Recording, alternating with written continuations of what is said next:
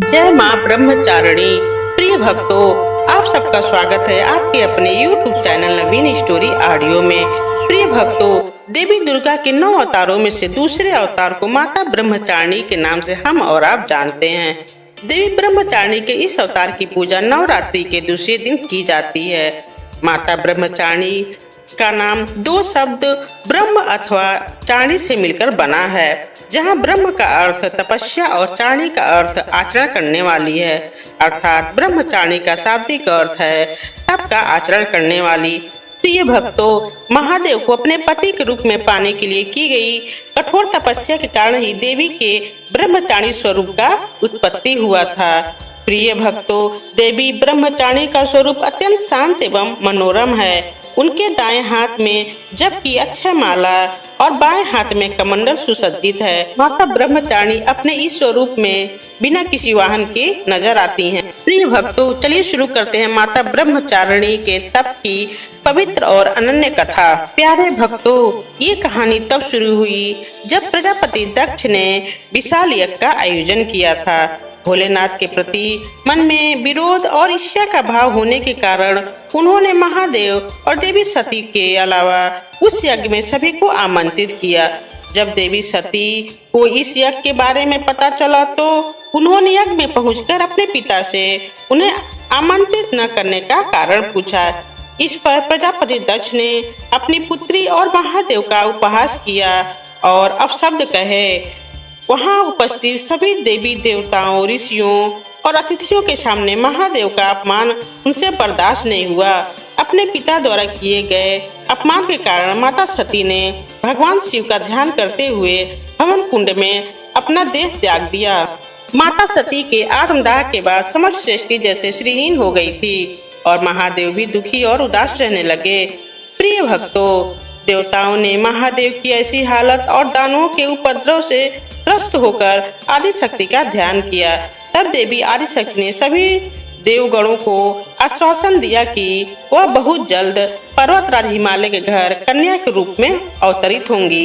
यही कारण है कि कालांतर में देवी ने हिमालय और मैना देवी के घर जन्म लिया। पर्वतराज की पुत्री होने के कारण देवी पार्वती शैलपुत्री कहलाई। प्रिय भक्तों, एक बार हिमालय राज ने देवर्षि नारद से देवी पार्वती की जन्म पत्रिका को ठीक से जांच करने का आग्रह किया था। देवर्षि ने देवी पार्वती की जन्म पत्रिका देखकर यह बताया कि आगे जाकर वह त्रिलोक के स्वामी महादेव की संगिनी बनेंगी। जब इस बात का पता देवी पार्वती को चला तो उन्होंने वन में जाकर महादेव की कठोर तपस्या करना शुरू कर दिया। इस कठोर तपस्या के दौरान देवी ने भोजन स्वरूप सिर्फ फल और फूल खाए। उसके पश्चात उन्होंने बेल के पत्तों को ग्रहण करते हुए अपनी तपस्या को जारी रखा।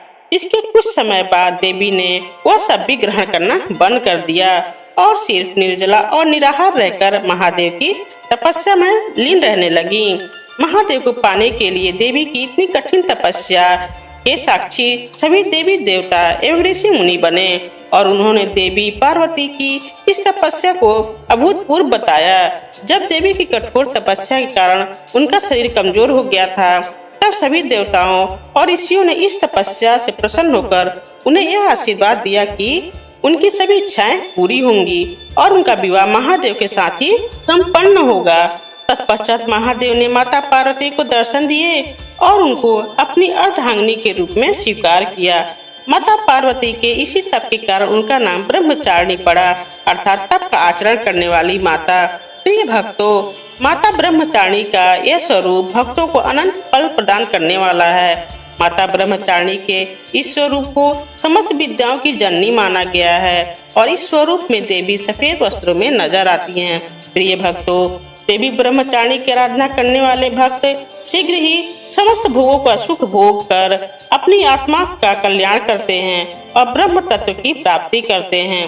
प्रिय भक्तों, माता ब्रह्मचारिणी के इस अवतार से हमें सीख लेनी चाहिए कि तप, त्याग, सदाचार, परिश्रम और संयम का मनुष्य जीवन में कितना महत्व होता है। मनुष्य अगर कठोर परिश्रम करते हुए अपना जीवन यापन करे तो उसे अपने मनवांछित फल की प्राप्ति अवश्य होती है।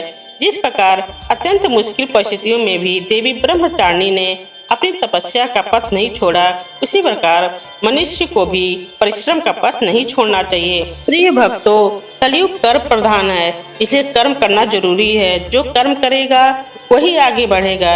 इस कथा से हमें यही सीख मिलती है। तो जोर से बोलिए माता ब्रह्मचारिणी की जय। प्रिय भक्तों, कहानी सुनकर चले मत जाइए।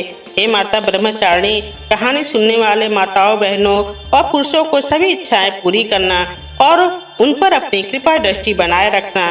तो भक्तों, कहानी कैसी लगी हमें कमेंट करके जरूर बताएं।